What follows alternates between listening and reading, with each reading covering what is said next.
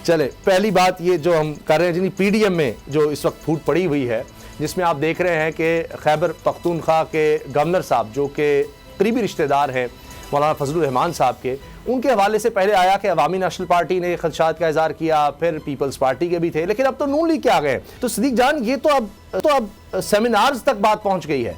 और मैंने वो वीडियो क्लिप भी देखा कि जिसमें मकामी लीडर नून लीग के कह रहे हैं, जबकि स्टेज पे एहसन इकबाल साहब अमीर मकाम बैठे हैं और शर्मिंदा हो रहे हैं जब कहते हैं जी आपने क्या किया, ये देखें यहाँ पर बर्बादी हो रही है। इसी तरह सीनियर साफ़ी सलीम साफ़ी साहब, उन्होंने ट्वीट किया, और सलीम साफ़ी साहब शायद उन लोगों में से हैं जो मौलाना फजलुर रहमान साहब के सबसे ज़्यादा इंटरव्यू कर चुके।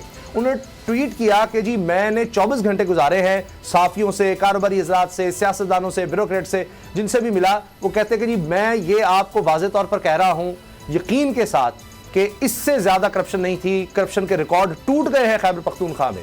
तो ये इस वक्त हालात है जी मौलाना फजलुर रहमान साहब की हुकूमत में। जी सिद्दीक जान को आवाज आ रही? अच्छा मुजम्मिल, इसी पर आपका कमेंट। सॉरी, मुझे ये था कि मुजम्मिल साहब से सवाल पूछ रहे हैं। जी जी सिद्दीक, जी बताइएगा। देखें, ये बिल्कुल अब इनकी आपस की लड़ाइयाँ जो है वो शुरू हो गई हैं।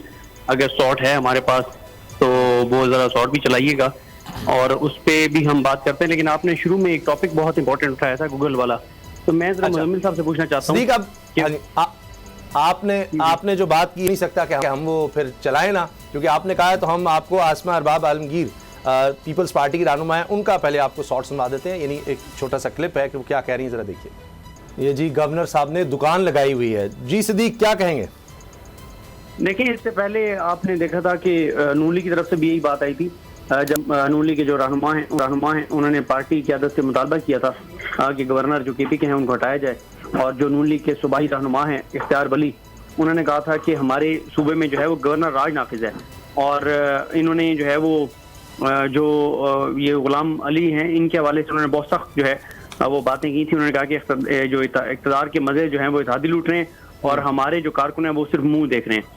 तो इसी तरह से जो पीपल्स पार्टी की भी एक रहनुमा थी, उन्होंने भी मुतालबा किया था कि उन्होंने भी कहा था कि इनको ओहदे से हटाया जाए। तो लगता यह है कि महाज पूरा खुल गया। देखें, असल में बात यह है, एक तो क्योंकि अभी हुकूमत ख़त्म होने के दिन करीब आ रहे हैं, तो वैसे ही इन्होंने लड़ाई करनी है ये दिखाने के लिए कि ये एक दूसरे की अपोजिशन है। इन्होंने दिखाना है कि ये एक दूसरे के मुखालिफ हैं।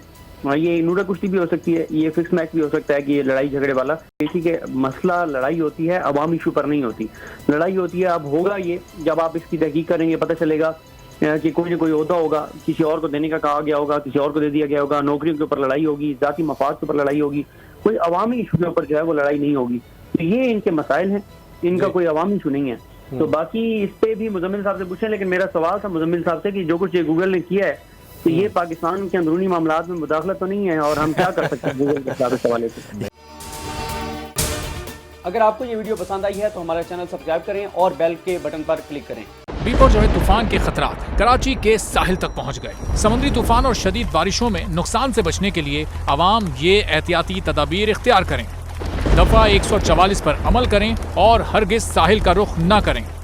साहिल समंदर के नशेबी इलाकों में रिहाइश पजीर अफराद फौरी तौर पर महफूज जगह पर मुंतकिल हो जाएं।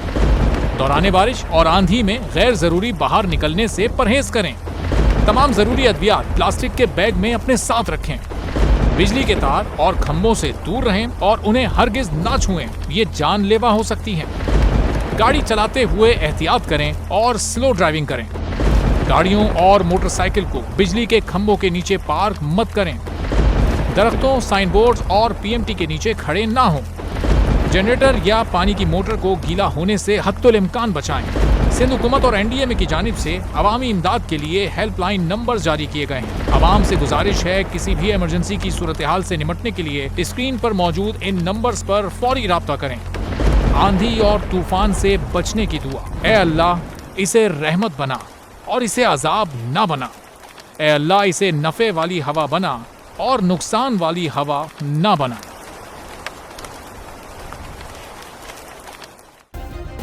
सब्सक्राइब करें और बेल दबाएं ताकि कोई खबर रह न जाए।